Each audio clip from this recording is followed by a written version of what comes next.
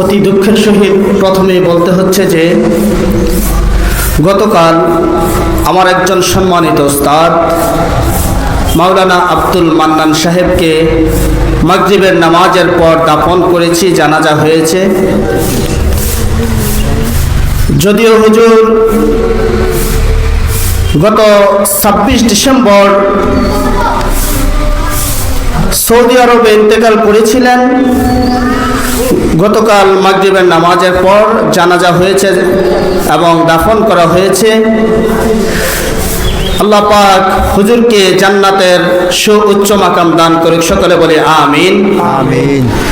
কিন্তু কিছুক্ষণ আগেই খবর পেলাম যে হুজুরের একজন চাচা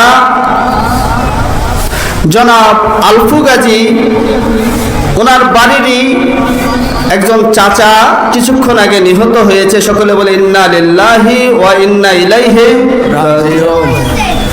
আল্লাহ পাক রব্বুল আলামিন ওনাকে জান্নাতের মেহমান হিসাবে কবুল করে, সকলে বলে আমিন আমিন। এই এলাকার মধ্যে এবং একই বাড়ির মধ্যে টানা 2টা দিন 2জন মানুষকে দুনিয়ার জমিন থেকে বিদায় দেওয়াটা খুবই দুঃখজনক, বেদনাদায়ক। আল্লাহ পাক পরিবারের প্রত্যেকটা সদস্যকে এই শোক সইবার তৌফিক দান করে, সকলে বলে আমিন আমিন। এবং যারা দুনিয়া থেকে বিদায় নিয়ে চলে গেছে, চলে যাচ্ছে, আবার প্রত্যেককে আল্লাহ পাক রব্বুল আলামিন জান্নাতের মেহমান হিসাবে কবুল করে, সকলে বলে আল্লাহুম্মা আমিন আমিন।